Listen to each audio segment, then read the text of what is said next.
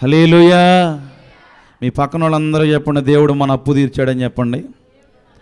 దేవుడు మన అప్పు తీర్చాడు, ఆయన మన అప్పు తీర్చాడు. హల్లెలూయా.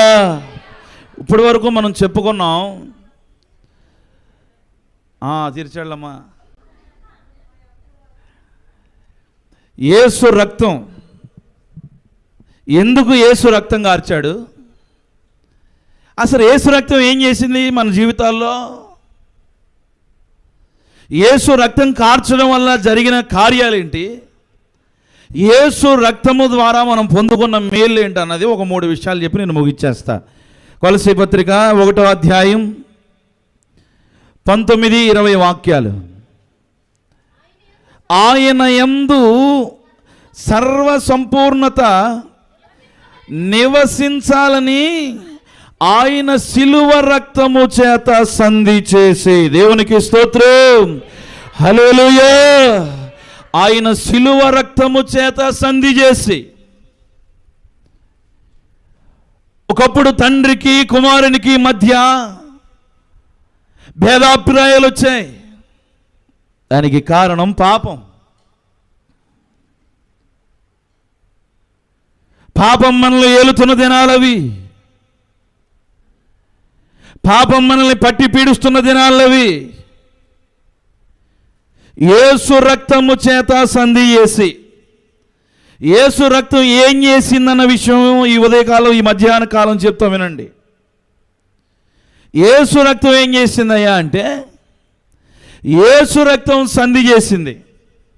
వీళ్ళేడా రారా, మీ దొరండి, త్వరగా రావాలి. యేసు రక్తం ఏం చేసింది అంటే, ఒకప్పుడు పాపముతో ఉన్నాం, ఒకప్పుడు శాపాలతో ఊరేగుతున్నాం. ఇదిగో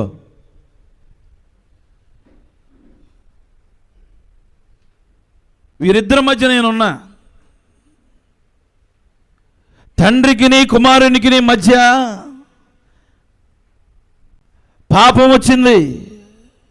వ్యభిచారం ద్వారా, నరహత్య ద్వారా, మోహపు చూపు ద్వారా పాపం మనల్ని అలుముకున్నాయి. పాపపు గుప్పెల్లో మనం ఉండిపోయాం. ఆ పాపము నుండి మనల్ని విడిపించడానికి, తండ్రికిని కుమారునికి మధ్య సంధి చేయడానికి ఒక వ్యక్తి వచ్చాడు. ఆయన పేరు నజరేయుడైన యేసు. ఆయన రక్తము కార్చాడు. ఆయన రక్తము ద్వారా సంధి కుదిర్చాడు. ఎవరికి? ఇదిగో తండ్రికిని కుమారునికి మధ్య సంధి చేశాడు. వీరిద్దరి మధ్య మాటలు లేవు, తండ్రిని కలుసుకోవడానికి అవకాశాలు లేవు. కారణం ఏంటంటే పాపం ఏలుతుంది ఇక్కడ, పాపములో పట్టి పీడిస్తున్నాం మనం ఇక్కడ. ఈ చేతిని కలపాలి, ఈ చేతిని కలపాలి. ఈ చేతికి ఏమంటుకుందయ్యా అంటే పాపం అంటుకుంది. పాపము ఉన్న చేతులకు తండ్రి చేతులు ఎలా ఇస్తావు? పాపముతో అంటుకున్న చేతికి తండ్రి ఎలా చేయిస్తాడు? మన చేతికి పాపం అంటుకుంది, మన చేతికి మలినం అంటుకుంది. ఈ పాపాన్ని కడిగింది ఏంటయ్యా అంటే యేసు రక్తం. దేవునికి స్తోత్రం. యేసు రక్తము చేత మన ప్రతి పాపాన్ని దేవుడు కడిగాడు. యేసు రక్తము చేత మన చేతులు ఎలా ఉన్నాయి అంటే ఇప్పుడు పవిత్రపరచబడ్డాయి. ఒకప్పుడు ఈ చేతిలో పాపం ఉంది, ఒకప్పుడు ఈ చేతిలో మలినం ఉంది, ఒకప్పుడు ఈ చేతిలో మురికి ఉంది. ఈ చేతిని దేవుడు ఏం చేశాడయ్యా అంటే పరిశుద్ధపరిచాడు. దేవుడు ఈ చేతిని పరిశుద్ధపరిచాడు. ఈ చేతిని పరిశుద్ధపరచడానికి యేసు రక్తం అవసరమైంది. దేవునికి స్తోత్రం. ఈ చేతిలో ఉన్న పాపం పోవాలంటే ఏ నీటితో కడగాలి? ఈ పాపం తొలగించడానికి ఏ నీరు పని చేయలేదు. కరోనా వచ్చింది. కరోనా వచ్చినప్పుడు అందరం చేతులు కడుక్కున్నాం. దేంతో? శానిటైజర్తో కడుక్కున్నాం. డబ్బాలు కొన్నాం. రుద్దుకోవటం, కడుక్కోవటం, రుద్దుకోవటం, కడుక్కోవటం. ఇక రోజంతా అదే పని. మొఖాలు నల్లగా ఉన్నాయి, చేతులు తెల్లగా ఉన్నాయి కరోనా టైంలో. కారణం ఏంటయ్యా అంటే కడిగి పద్దాకా కడిగి చేతులు తెల్లబడ్డాయి. కానీ పాపంతో మన చేతులు మలినమయ్యాయి. తండ్రికి నీ కుమారునికి నీ మధ్య సంబంధాలు తెగిపోయాయి. ఎందుకయ్యా అంటే ఈ చేతిలో పాపం ఉంది. ఇది పాపిష్టి చెయ్యి. ఈ చెయ్యి దేవుడిని ఎలా పట్టుకుంటుంది? దేవుని పట్టుకోవట్ల దేవునికి దూరం అయిపోతుంది. కానీ ఎప్పుడైతే యేసు రక్తము చేత ఆయన సంధి చేసి ఇదిగో ఈ చేతిని దేవుడు ఇలా కలిపాడు. దేవునికి స్తోత్రం, హల్లెలూయా. యేసు రక్తం ఏం చేసిందంటే ఈ రోజు నుంచి నువ్వు గొప్ప తిప్పుకోకుండా చెప్పాలి ఏమని? యేసు రక్తం సంధి చేసింది. ఎవరికి? తండ్రికిని కుమారునికిని మధ్య. పాపముతో మా చేతులు మలినముతో మా చేతులు ఉన్నాయి. మురికి చేతులను యేసు రక్తము చేత యేసయ్య కడిగాడు. తండ్రి చేతికి మమ్మల్ని అప్పగించాడు. దేవునికి స్తోత్రం, హల్లెలూయా. యేసు రక్తం ఏం చేసిందయ్యా అంటే పాపంతో ఉన్న మన చేతుల్ని కడిగింది. మలినాన్ని కలిగింది యేసు రక్తం. పాపమని అడ్డుగోడను తొలగించింది యేసు రక్తం. మనుషులు తీర్చలేని పాపమనే అప్పు, మనుషులు తీర్చలేని పాపమనే అప్పు మనం చేశాం. కానీ యేసు రక్తము అనే మూల్యం చెల్లించి ఆయన అప్పు కట్టి మనల్ని తండ్రి చేతికి అప్పగించి మరలా క్షేమంగా నిలబెట్టాడు. దేవునికి స్తోత్రం, హల్లెలూయా. యేసు రక్తము ఏం చేసిందయ్యా అంటే సంధి చేసింది. కొంతమంది వస్తారు, రెండు కుటుంబాల మధ్య గొడవలు జరిగితే ఆ గొడవలను తీర్చడానికి కొంతమంది పెద్దలు వస్తారు, మాట్లాడతారు, వెళ్తారు. 4 రోజులు బాగానే ఉంటారు, 5వ రోజున మళ్ళీ అత్తకోళ్ళు కూడా చేస్తారు. అప్పుడు దా బాగానే ఉంటారు, సంధి జరిగింది, బాగానే ఉంది, మళ్ళీ 4వ రోజు నుంచి మామూలే. ఈరోజు మన జీవితాలు కూడా అలా ఉన్నాయి. యేసయ్య వచ్చాడు, కల్వరి రక్తం కార్చాడు, చేతులను శుభ్రం చేసి తండ్రి చేతికి అప్పగిస్తే మనం మరలా ఇంకా తిరిగి పాపంలోకి వెళ్ళకూడదు. మన చేతికి మరలా మురికంటించుకోకూడదు.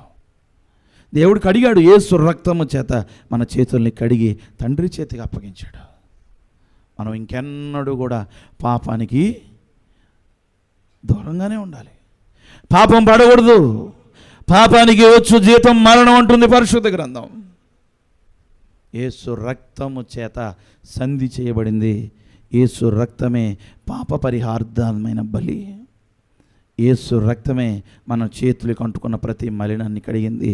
యేసు రక్తం ఏం చేసిందయ్యా అంటే సంధి చేసింది. దేవునికి స్తోత్రం. రెండో మాట చెప్తాను, హెబ్రీ పత్రిక 10వ అధ్యాయం 19-20 వాక్యాలు త్వరగా.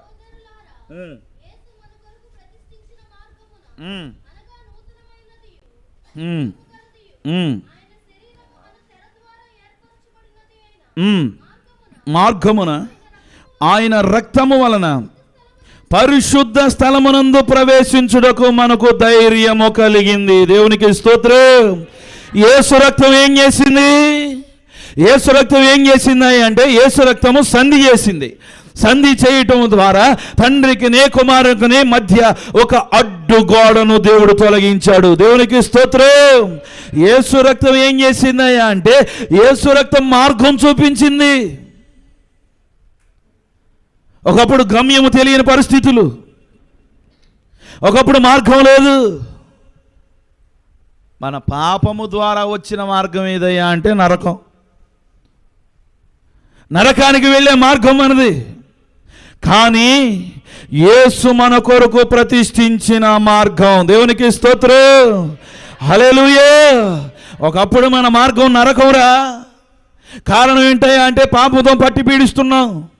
వ్యభిచారం మనలో ఉంది, నరహత్య మనలో ఉంది, కోపము క్రోధము మనలో ఉంది. కనుక మన మార్గం ఏదయ్యా అంటే నరకం. కానీ యేసు మన కొరకు ప్రతిష్ఠించిన మార్గం. యేసు రక్తము ద్వారా మన మార్గం మారింది. నూతనమైన మార్గం, జీవము కలిగిన మార్గం. యేసయ్య మన కోసం మార్గాన్ని తెరిచాడు. యేసు ఏర్పాటు చేసిన మార్గం ప్రేమ, క్షమాపణ, రక్షణతో కూడింది. అటువంటి మార్గం యేసయ్య మన కోసం ఏర్పరిచాడు. మరి ఈరోజైనా ఈ మాట వింటున్న తర్వాత అయినా సరే, యేసు రక్తము మనకొక మార్గాన్ని ఏర్పరిచింది. యేసు ఎందుకు రక్తం కార్చాడయ్యా అంటే, మార్గము తెలియక, గమ్యము తెలియక పాపం వైపు పరుగులెడుతున్న నిన్ను ఆపి, నరకం వైపు పరుగులెడుతున్న నిన్ను ఆపి దేవుడు ఒక మార్గాన్ని ఏర్పరిచాడు. ఆ మార్గమే రక్షణ అనే మార్గం. దేవునికి స్తోత్రం. ఆ రక్షణ అనే మార్గం దేవుడు మన కోసం ఏర్పాటు చేశాడు.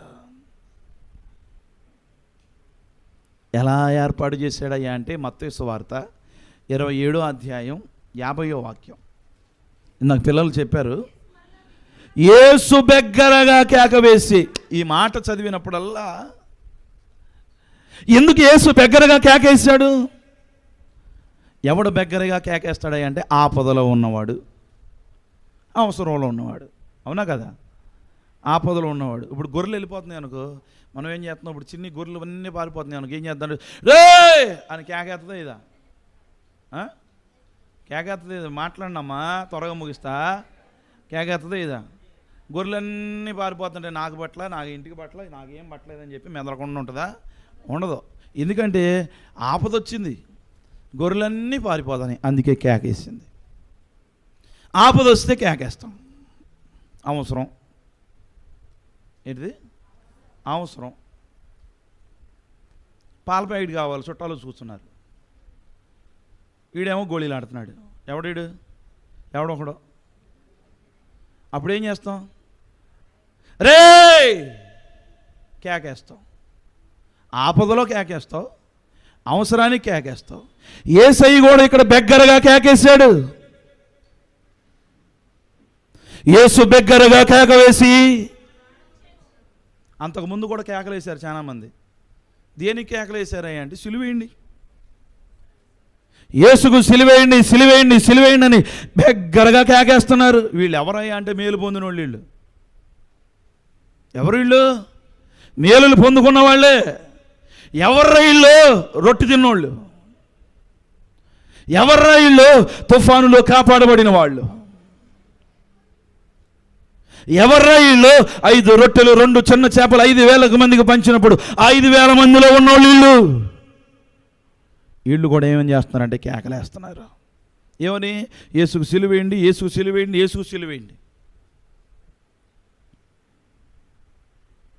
ఎందుకు యేసుకు సిలువేశారు? కుంటివాడికి కాళ్ళు తెప్పించి నడిపించాడనా? యేసు పాదాలకు గాయాలు చేశారు. ఎందుకు యేసుకు సిలువేశారు? శరీరమంతా కుష్టు రోగంతో ఉన్నవాడిని దగ్గరకు తీసుకొని హత్తుకున్నందుక యేసు శరీరానికి గాయాలు చేశారు. యేసయ్యకు ఎందుకు సిలువ వేశారు? వివాహంలో నీటిని ద్రాక్షారసంగా మార్చినందుక ఆయన దాహం అని అడిగినప్పుడు చేదు చిరకనిచ్చారు. ఎందుకు యేసుకు సిలువ వేశారు? పాపములో పట్టి పీడిస్తున్న వాడిని పాపములోంచి విడిపించాడనా పాపి అనే ముద్ర ఆయన మీద వేశారు. ఎందుకు యేసుకు సిలువ వేశారు? చచ్చిన శవాన్ని సైతం పాడిని ముట్టి లేపాడు గనుక యేసయ్యను చంపాలని చూశారు.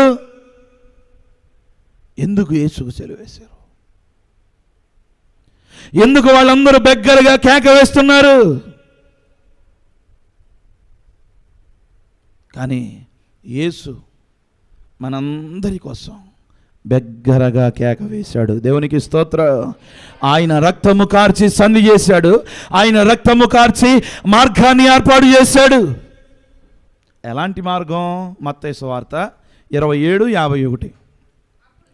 అప్పుడు దేవాలయపు తెరపై నుండి క్రింద వరకు 2గా చినిగి భూమి వణికెను, బండలు బద్దలాయను. దేవునికి స్తోత్రం. దేవుడు ఒక గొప్ప కేకేశాడు. ఆయన కేక వెయ్యగా అప్పుడు దేవాలయపు తెర పైనుండి చినిగింది, కింద నుంచి కాదు, పైనుండి దేవాలయపు తెర చినిగింది. అమ్మ వినండి, ముగిస్తాను. ఎలాంటి మార్గం దేవుడు ఏర్పాటు చేశాడో చెప్తా వినండి. యేసు రక్తము ద్వారా బయట మెట్లు ఉన్నాయి కదా, ఆవరణం, మీరు కూర్చున్నారు కదా, పరిశుద్ధ స్థలం, నేను నిలబడి ఉన్నాను కదా, అతి పరిశుద్ధ స్థలం. ఆవరణం, పరిశుద్ధ స్థలం, అతి పరిశుద్ధ స్థలం. పరిశుద్ధ స్థలానికి అతి పరిశుద్ధ స్థలానికి మధ్య తెర ఉంది. దేవునితో ముఖాముఖిగా మాట్లాడుకోవడానికి లేదు. సంవత్సరానికి ఒక్కసారి యాజకుడు వచ్చి యాజక ధర్మాన్ని బట్టి ప్రార్థన చేసి వెళ్ళిపోతాడు. సంవత్సరానికి ఒక్కసారి. కష్టాలు చెప్పుకోవడానికి లేవు.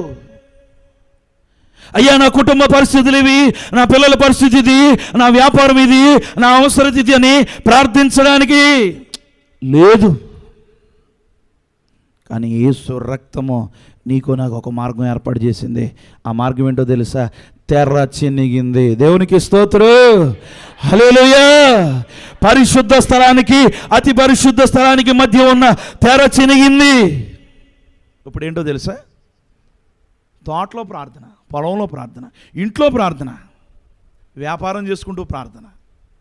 నువ్వు ఎక్కడుండి ప్రార్థన చేసినా కానీ నీ ప్రార్థన దేవుడు వింటున్నాడు. దేవునికి స్తోత్రం, హల్లెలూయా.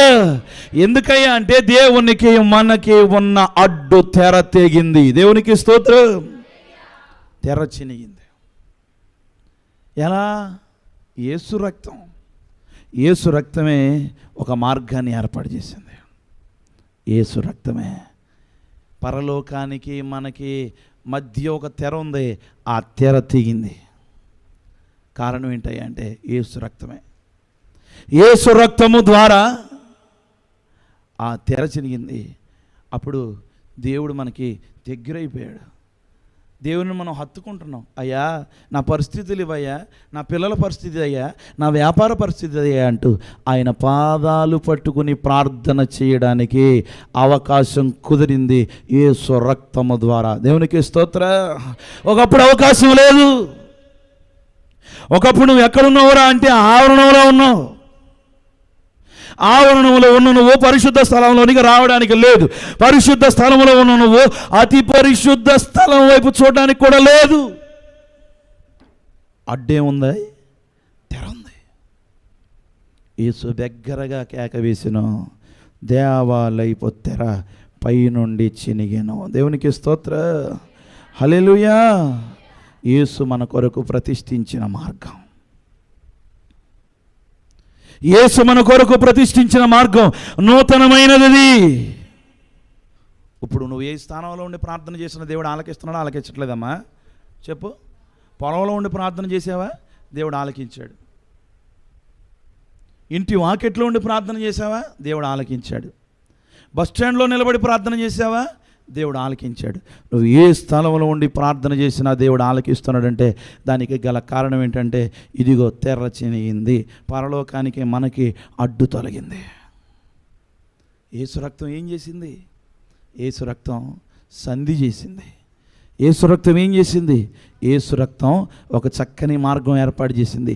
ఎలాంటి మార్గం అయ్యా అంటే ఇదిగో తెర చినిగింది, అడ్డు తొలగింది.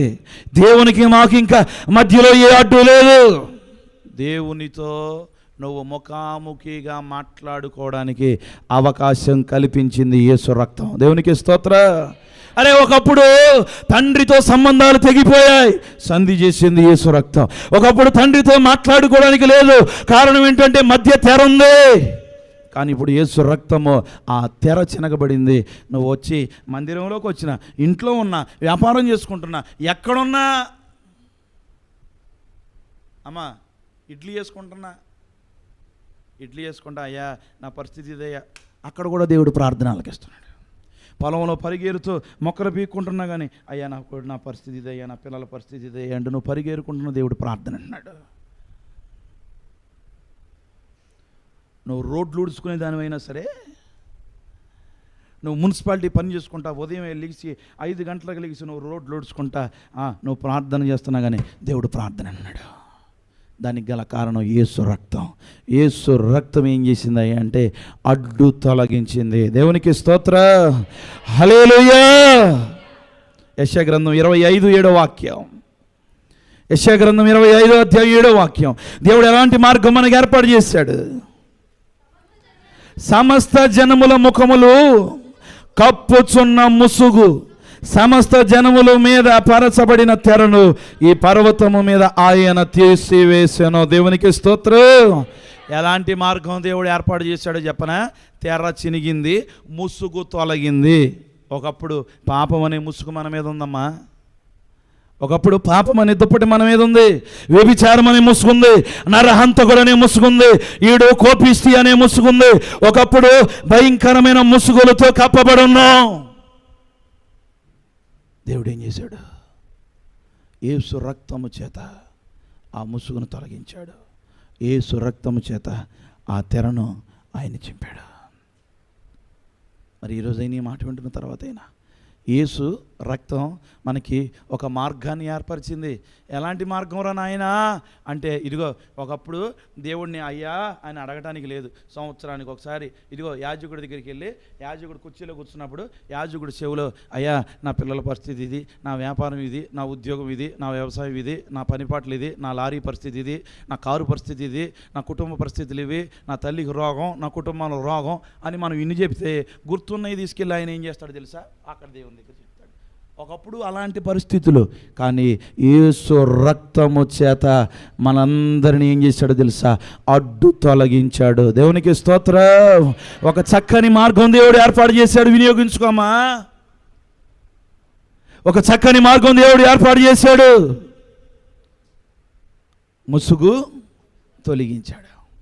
ఒకప్పుడు మన మీద పాపం అనే ముసుకుంది, ఒకప్పుడు వ్యభిచారం అనే ముసుకుంది, ఒకప్పుడు నరహంతకుడు అనే ముసుకుంది. ఆ ముసుగులన్నిటినీ దేవుడు తొలగించాడు. దేవునికి స్తోత్రం. హల్లెలూయా. ఎలాంటి మార్గం దేవుడు ఏర్పాటు చేశాడయ్యా అంటే, మత్తయి సువార్త 27:51 ఎందా చదివిన వాక్యమే. 27:51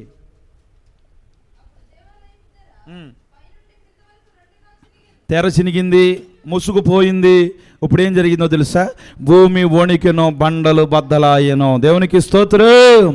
హల్లెలూయా. బండలు బద్దలయ్యాయి, భూమి వణికింది. చాలా పెద్ద వర్తమానం ఇది. నేను త్వరగా మీకు చెప్పేస్తున్నాను. బండ ఏమైందో తెలుసా? బద్దలైంది. యేసు ప్రభు లాజరు చనిపోయి 3 దినాలు అయిన తర్వాత 4వ దినాన్ని వేసి వెళ్ళి లాజరు సమాధి దగ్గరికి వెళ్ళి, లాజరు వచ్చేయి అనలా అనే మాటకు ముందు ఇంకో మాట అన్నాడు. ఏమన్నాడు తెలుసా? ఆ బండను తొలగించండి. నేను ఒక మాట అడుగుతాను, అన్ని గొప్ప గొప్ప కార్యాలు చేసిన ఆయనకి బండ అడ్డు వచ్చిద్దా? బండ అడ్డు అంటారా?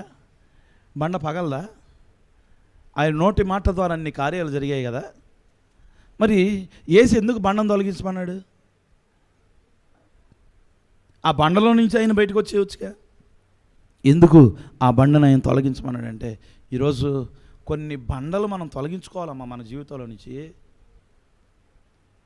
కొన్ని బండలు నీ అంతటా నువ్వు తొలగించుకుంటేనే యేసు కార్యం నువ్వు చూడగలవు. దేవునికి స్తోత్రం. హల్లెలూయా. ఇందాక అన్నయ్య చెప్పాడు, ఎంత వాక్యం విన్నా కొంతమంది బండలు తొలగవు, బండ అలాగే ఉంటుంది. ఎంత వాక్యం చెప్పు, బండ అట్టగా ఉంటుంది, బండ తొలగదు. కార్యం ఎలా జరుగుద్ది? సచ్చినుడు ఎట్లా ఎగిస్తాడు? సచ్చినుడు లోపలే ఉంటాడు. నీ కోరికలు అలాగే ఉంటాయి, నువ్వు అడిగినంతా అలాగే ఉంటుంది. కార్యం ఎలా పొందుకుంటావు? కార్యం పొందుకోవాలంటే బండ తొలగించబడాలి. దేవునికి స్తోత్రం. బండ తొలగించబడాలి. బండ తొలగించబడితేనే చచ్చిన లాజరు బయటకు వస్తాడు. ఈరోజున కొన్ని బండ్లను మనం తొలగించుకోవాలి. ఎంత వాక్యం చెప్తున్నా కానీ కొంతమంది బండ మాత్రం తొలగించుకోరు. బండ తొలగట్లా. అమ్మ మొన్న అయ్యగారు వచ్చారు కదా, వాక్యం ఏం చెప్పారమ్మా? బాగా అర్థమైందా అంటే వాక్యం గురించి చెప్పరు కానీ సాంబార్ గురించి చెప్తారు వీళ్ళు. సాంబార్ వాళ్ళు ఎందుకు పొలగ పెట్టారండి వీళ్ళు? సాంబార్లో వాళ్ళు ఏంటి అసలు ముక్కలేం తగల్లా? ఏ బ్యాచ్ ఇది? సాంబారు బ్యాచ్. కారణం ఏంట్రా అంటే బండ తొలగల. బండ తొలగితే వాక్యం గురించి మాట్లాడతావు. వాక్యం గురించి చెప్పాలంటే భోజనాల గురించి చెప్తావేంటి? తిండిపోతు మొహం వేసుకుని ఎట్ట ఉంటుంది నీకు తినేసిపోయేదానికి ఒక ముద్ద? అవునా కదా? మాట్లాడేటమ్మా. ఏం తొలగాలి? బండ తొలగాలి. బండ ఎప్పుడైతే తొలగుద్దో అప్పుడు కుటుంబాలను కార్యాలు చూస్తావు. దేవునికి స్తోత్రం. హల్లెలూయా. యేసు రక్తం ఏం చేసిందో తెలుసా? మన ప్రతి పాపం నుండి విడిపించింది. యేసు రక్తం సంధి చేసింది. యేసు రక్తం మార్గాన్ని ఏర్పరిచింది. ఎలాంటి మార్గం అయ్యా అంటే తెర చినిగింది, ముసుగు తొలగింది, బండ పగిలింది. దేవునికి స్తోత్రం. హల్లెలూయా. యేసు రక్తము ద్వారా ఇన్ని కార్యాలు పొందుకున్నావుగా, యేసు రక్తము చేత ఇన్ని మేలులు పొందుకున్నావుగా. మరి ఈరోజు ఈ మాట వింటున్న తర్వాత అయినా యేసు రక్తం నీకు జీవం, యేసు రక్తం నిన్ను మరణం నుంచి విడిపించింది. దేనికి యేసు రక్తం కార్చాడయ్యా అంటే జీవంలోనికి నిన్ను నడిపించడానికి. అంతే, జీవంలోనికి నిన్ను నడిపించడానికి, నిత్య జీవానికి వారసులుగా మిమ్మల్ని మార్చడానికి. మరి ఈరోజైనా ఈ మాట వింటున్న తర్వాత అయినా మీ యేసయ్య రక్తం కార్చాడుగా, దేనికి కార్చాడు అని ఎవరైనా అడిగితే, అమ్మా యేసు రక్తం ఏం చేసినా తెలుసా?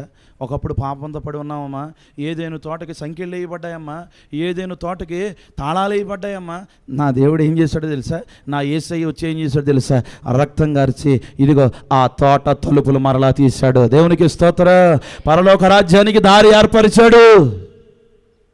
ఆకలి దప్పికలుండవు, సూర్య చంద్ర నక్షత్రాలు ఉండవు, వేదన అసలే ఉండదు. ఆ తలుపులు మరలా తీయబడ్డాయి. ఎలా తీయబడ్డాయి? మూయబడిన తలుపులు ఒకప్పుడు మూయబడ్డాయి. ఎందుకు మూయబడ్డాయి అంటే పాపము చేత, దేవుని మాట వినక చేత, తినొద్దన్న పండు తినటము చేత ఏమైందో తెలుసా? ఆ తలుపులు మూయబడ్డాయి, గడియబడింది, తాళాలు వేయబడ్డాయి, సంఖ్యలు వేయబడ్డాయి. యేసు రక్తం కార్చాడు. యేసు రక్తము కార్చడం ద్వారా ఇదిగో ఆ ఏదేను అనే ఆ పరలోక రాజ్యానికి మరలా మనకి ద్వారం ఏర్పరిచాడు. దేవునికి స్తోత్రం. మార్గాన్ని దేవుడు ఏర్పరిచాడు. దేవునికి నా కష్టం చెప్పుకోవాలి, దేవునికి నా పిల్లల పరిస్థితి చెప్పుకోవాలి, దేవునికి నా వ్యాపార పరిస్థితి చెప్పుకోవాలి. నువ్వు ఎక్కడున్నావురా అంటే అదిగో నేను బయట ఉన్నానయ్యా, అదిగోనయ్యా నేను ఇక్కడ ఉన్నానయ్యా, కానీ నీ దగ్గరికి రాలేకపోయానయ్యా. కానీ దేవుడు ఏం చేశాడు తెలుసా? ఒక చక్కని మార్గం ఏర్పాటు చేశాడు. దేవునితో మాట్లాడుకోవడానికి మధ్య ఉన్న తెర చినిగింది, ముసుగు తొలగింది, బండ పగిలింది. యేసు రక్తము ద్వారా ఇన్ని కార్యాలు జరిగాయి కనుక యేసు రక్తాన్ని నిర్లక్ష్యపరచొద్దు. యేసు రక్తము మనల్ని మరణములో నుండి జీవములోనికి తీసుకుని వెళుతుంది. అందుకే యేసు రక్తం మీరందరూ కడగబడాలి. యేసు రక్తము చేత మీరందరూ పవిత్రపరచబడాలి. ఇప్పటి వరకు యేసు రక్తాన్ని నువ్వు పుచ్చుకోలేవా పానీయంగా? యేసు రక్తంలో నువ్వు కడగబడలేదా? మరి ఈరోజైనా ఈ మాటలు వింటున్న తర్వాత అయినా ఇప్పటి వరకు సిలువలో 7 మాటలు విన్నావు, 7 మాటలు ధ్యానం చేసుకున్నావు. యేసు రక్తం గార్చాడండి అని 7 మాటలు విని చేతులు కట్టుకుని 4 కన్నీళ్లు గార్చి వెళ్ళిపోవటం కాదమ్మా. యేసు రక్తం గార్చాడు. దేనికి గార్చాడు? యేసు అయ్యే రక్తం కార్చడం వల్ల ఒకప్పుడు మాటలు లేవు కుటుంబంలో, ఒకప్పుడు కుటుంబం సమస్యలు, ఒకప్పుడు కుటుంబం అంతా వేదన, ఒకప్పుడు పాపంతో నిండి ఉంది. యేసు తండ్రికి కుమారునికి మధ్య సంధి ఏర్పాటు చేశాడు. మధ్యవర్తిగా కూర్చున్నాడు. పరము నుండి దిగి వచ్చాడు. ఆయన దిగి వచ్చి మధ్యవర్తిగా ఉన్నాడు. ఇదిగో కుమారునికి తండ్రికి మధ్య ఒక గోడ ఉంది. ఆ అడ్డు గోడను దేవుడు తొలగించాడు. దేవునికి స్తోత్రం. ఒక చక్కని మార్గాన్ని దేవుడు ఏర్పాటు చేశాడు.